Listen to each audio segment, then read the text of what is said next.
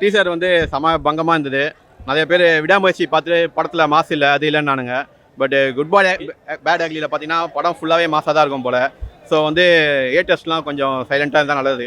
மெயினாக பார்த்தீங்கன்னா இந்த வலைப்பேச்சு பார்த்தீங்கன்னா ஒரு 3 பேர் ரொம்ப லூசுக்கு மாதிரி பேசிகிட்டு இருக்கானுங்க தலையை பற்றி. ஸோ அவனுங்கிட்ட சொல்லி வைக்கிறேன். ஸோ இனிமேல் தலையை பற்றி தப்பாக பேசுனீங்கன்னா ஸ்ட்ரைட்டாக உங்கள் ஆஃபீஸ்க்கே வந்து தலை ஃபேன்ஸ் வந்து எல்லாம் வந்து ஒரு வழியாகிடும். அது மட்டும் சொல்கிறேன். ஸோ வந்து இதுக்கு வந்து நீங்கள் என்ன பார்த்து நீங்கள் பண்ணிக்கணும். அதெல்லாம் வேறு லெவல் ப்ரோ தலை. இப்போ வந்து விடாமுயற்சி பார்த்தீங்கன்னா கிளாஸாக இருந்தது. ஃபுல் அண்ட் ஃபுல் மாசு. ஸோ வந்து தலை வந்து என்றைக்குமே வந்து பீக் தான். இந்த கேரியரின் உச்சம் அதெல்லாம் வந்து சில பேர் சொல்லுவாங்க, டம்மி ஆளுங்க சொல்லுவானுங்க. ரியலான கேரியர் உச்சம் வந்து தலை தான். ஸோ ஒரு டீசர் செலிப்ரேஷன் வந்து தமிழ்நாட்டில் வந்து வேறு யாருக்குமே இப்படி பண்ணது கிடையாது. கமலா தேட்டரில் பார்த்தீங்கன்னா 3 ஷோ ஹவுஸ்ஃபுல்லு. இப்போ ரோகிணியில் பார்த்தீங்கன்னா இதுவும் ஹவுஸ்ஃபுல்லு. ஸோ எல்லா தேட்டர்லையுமே பயங்கர ரெஸ்பான்ஸு, யூடியூப்லேயும் பயங்கர ஓப்பனிங்கு ரெக்கார்டு எல்லாமே போயிட்டுருக்கு. ஸோ வந்து இந்த படம் பெரிய பிளாக் பஸ்டர், தலையோட கேரியரில் பெஸ்ட்டாக இருக்கும். வேறு மாதிரி இருந்ததுங்க. ஆதிக்கு செஞ்சிட்டாப்புல. ஏப்ரல் 10 தரமான சம்பவம் இருக்குது. ஏப்ரல் 10 வர மாமே மாஸ் ஓப்பனிங்லாம் அது அஜித் மட்டும்தான், வேறு யாரும் கிடையாது. அதனால் இன்ட்ரோ வந்து நம்ம எதிர்பார்க்க கூடாது. அஜித் தான் எப்போவுமே மாசு. அஜித் மட்டுமே போதும். அஜித்துக்கோசம் நாங்கள் எல்லாம் வருவோம். எங்களுக்கோசம் ஒரு படம் வச்சு கொடுப்பாரு. படம் தாறுமாறாக எடுத்துருக்காரு நடிகர் ஆர்த்திக்கு. டீசரே எங்களுக்கு தெரிக்க விட்டா போல்.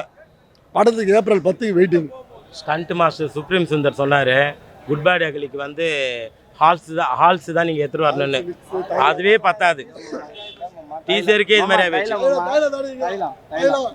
ஏகே ஃபேன் தாயில எடுத்துகிட்டு வந்துடுங்க. தொண்டையெல்லாம் தடுக்குங்க முடியல. டீசருக்கு வேறு மாதிரி சம்பவம். ஏப்ரல் 10 சம்பவம். தாயில எடுத்துன்னு வந்துரு. ஏகே ரசிகர்லாம் எடுத்துன்னு வந்துருங்க. அதுதான் சொல்கிறேனே, டீசருக்கே இந்த நிலைமை. ஏப்ரல் 10 என்ன பண்ண போகிறான்னு தெரில. படத்துக்கு முன்னாடியே சொல்லிட்டாரு பேசிட்டு வாங்க. ஆல்ஸ் மிட்டாய் எல்லாம் படத்துக்கு வரும்போது தைலம் ஆல்ஸு விக்ஸ் மிட்டாயெல்லாம் வாங்கிட்டு வந்து சொன்னார். ஆனால் டீசருக்கே இந்த நிலைமை. நாங்கள் சத்தியமாக சொல்கிறேன், எதிர்பார்க்கவே இல்லை. இந்த மாதிரி ஒரு டீசர் இருக்குன்னு எதிர்பார்க்கல. ஏன்னா இது ஆதிக் ரவிச்சந்தர் தான் எடுத்தாருன்னா இன்னும் என்ன நம்ப இல்லை. சத்தியமாக நம்ப முடியல. ஏன்னா இதுக்கு முன்னாடி ஒரு இடத்த படமெல்லாம் பார்த்தீங்கன்னா திரிசாலனா நான் இந்த அன்பானவன் அடங்காதவன் அசராதவன், இப்போ லாஸ்ட்டாக மார்க் ஆண்டனிட்டு அந்த மாதிரி ஒரு படத்தை எடுத்துட்டு எப்படி சொல்கிறது. இப்போ வெங்கட் பிரபு எப்படி ஒரு சென்னை 28 ஒரு சரோஜா இந்த மாதிரி ஒரு சின்ன காமெடி படங்கள் எடுத்துட்டு ஒரு மங்காத்தனும் ஒரு பிளாக் பஸ்டர் பெரிய படம் தலைக்கிட்டு கொடுத்தாரா. அதேமாரி ஆதிக் ரவிச்சந்திரனோட கேரியரில் வந்து சத்தியமாக கண்டிப்பாக இந்த படம் வந்து மிகப்பெரிய ஒரு பிளாக் பஸ்டர் படமாக இருக்கும். அதில் எந்த மாற்று கருத்துமே இல்லை. ஏன்னா டீசர் எப்படி இதுன்னு ஒரே வார்த்தை சொல்லணும்னா, தலைவா என்று சொல்ல பலர் உண்டு, தலை என்ற சொல்லுக்கு இனி எவன் உண்டு. ஸ்க்ரீன் ப்ரெசன்ஸ்னு வந்தாலே தலை மட்டும்தான். தலையை அடிச்சுக்கிறது எவனுமே கிடையாது தமிழ்நாட்டில். இந்திய சினிமாலுமே எவனுமே கிடையாது. லுக்குன்னு வந்துட்டா அவர் மட்டும்தான், தலை மட்டும்தான். ப்ரோ விடாமுயற்சி வந்து சரியாக போகலன்னா படத்தை வந்து எந்த குறையுமே சொல்ல முடியாது.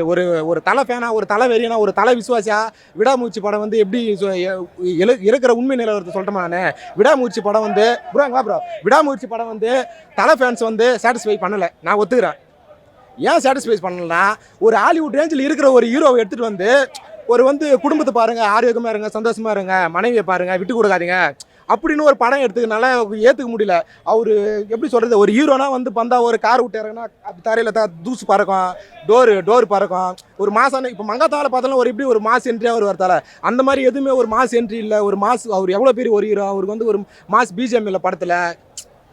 எப்படி சொல்கிறது, அந்த இப்படி இருக்கிற தலையை வந்து இப்படி எடுத்துகிட்டு வந்து ஒரு படத்தை வந்து கொடுத்ததுனால வந்து நிறைய பேர் வந்து எப்படி சொல்கிறது, விடாமுயற்சி வந்து ஒரு மாசான தலையை வந்து இப்படி எடுத்துட்டாலே ஏற்றுக்க முடியல. அதுதான் வந்து. ஆனால் ஒட்டுமொத்த தலை ரசிகர்களும் வந்து இந்த படம் வந்து குட் பை அக்லி வந்து பார்த்தீங்கன்னா வந்து ஒவ்வொரு தலை ரசிகர்களும் எப்படி எதிர்பார்த்தாங்களோ, தலையை எப்படி ஸ்க்ரீனில் பார்க்கணுன்னு நினச்சோமோ அந்த மாதிரி எடுத்துகிட்டு வந்து ஆதிக் ரவிச்சந்திரன் வந்து காமிச்சிருக்காரு. சத்தியமாக நாங்கள் எதிர்பார்க்கவே இல்லை இந்த மாதிரி ஒரு தலையை பார்ப்பேன்னு. ஏன்னா எப்படி சொல்கிறது, ஒரு ஃபஸ்ட்டு பார்த்த மாதிரி தான் இருக்குது. தலைவலி, தொண்டை வலி, முடியல. டீசரை பார்த்து முடியல. இன்னும் படத்துக்கு என்னவோ சத்தியமாக முடியல. தலை ஜிவி பிரகாஷ் தரம் அதாவது ஒரு தரமான செய்கை பிஜிஎம் தெரிக்குது. இன்னும் படத்தில் பயங்கரமாக இருக்குன்னு நினைக்கிறேன். அவரோட பிஜிஎம் ப்ரோ எல்லாமே தெரியுது ப்ரோ, பயங்கரமாக இருக்குது ப்ரோ. எல்லாமே படத்துக்கு வந்து ட்ராகன்னு வச்சுப்பாங்க, பீச்னு வச்சுப்பாங்க. இவர் எதுவுமே வைக்காத சைலண்ட்டாக வந்து ஸ்க்ரீன் ப்ரெசன்ஸில் காட்டு போயிறாரு தலை வந்து. நீங்கள் டீசர் பார்த்தீங்கன்னா தெரியும்.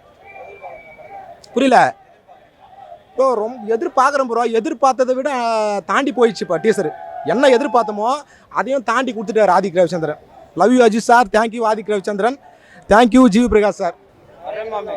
3 கெட்டப்பு எங்களுக்கு தெரிஞ்சு 3 கெட்டப்பு இன்னும் இருக்குது போல இருக்குது. ஜெயில் சீன்லாம் பங்கமாக இருக்காப்புல ஆள். இன்ட்ரோ வந்து நம்ம எதிர்பார்த்ததை விட பிஜிஎம் ஜிவி பிஜிஎம் வெறித்தனம்